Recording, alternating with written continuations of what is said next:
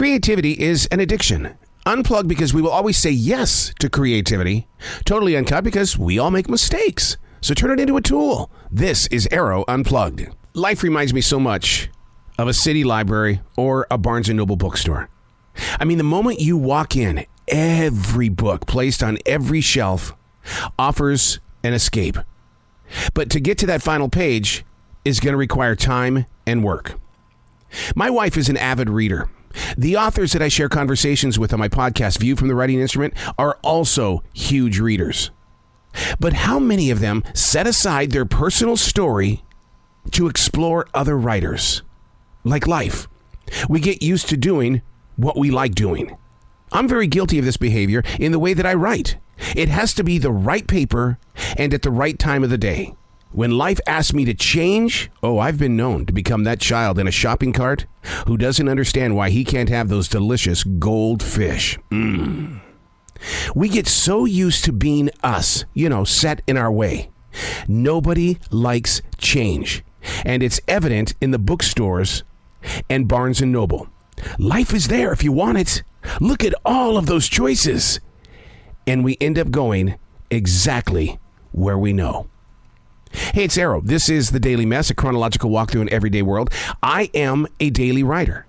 The Daily Mess is an example of that. You look for things that are brand new or different. They feel odd. You don't want to wear them, but why? You ask the questions and you question the answers. You step into that bookstore or that Barnes & Noble and you explore. That's what life is supposed to be about. The exploration, not what you already know. This is The Daily Mess. Whoa. Here's a term that I didn't think that we would ever speak of in this cul-de-sac in Charlotte, North Carolina. I'm starting to hear those words, semi-retired. Semi-retired. Dictionary.com defines that as someone who has transitioned to fewer hours of work.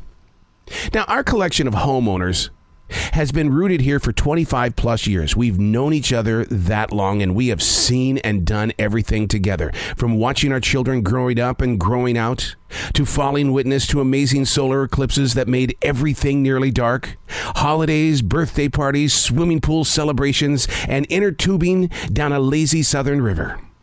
My wife was the third in this cul-de-sac to fully retire. I semi-retired from broadcasting, but made podcasting my full-time content creator with a side job at a grocery store. Because I love people so much. The idea of being semi-retired didn't mean being disconnected from people, so I had to go get a people job. I've never had one. I'm in radio. In radio, we imagine people. Therefore, at a grocery store, I get to see you. Our neighbor is home today because he said, I'm semi-retired. Whoa. It's really happening. Lee and I haven't used that term semi-retired. No. We went a different direction. The moment that she made it official that she was stepping away or making that transition, we both agreed we now have the power of choice. We don't have jobs. We make a choice every day to be a part of our community. Only one family has moved out of the cul-de-sac to an adult community. It makes me wonder today, who will be here after we've all left? That's why this forest outside this studio window is so important to me. In 1997, when I heard it in my heart to protect every bit of this forest with everything that I've got, and I wrote in my daily writing, because I've been doing this since July of 1994, the replenishing of this forest is in that book. It's in that book. And I hope that whoever lives in this house after we're gone, they go and they find these pages and they feel what we have put into this forest. We knew that this wasn't for us. We're just a word in a paragraph, in a book. We give this to the future. I'm Arroe, and that's The Daily Mess.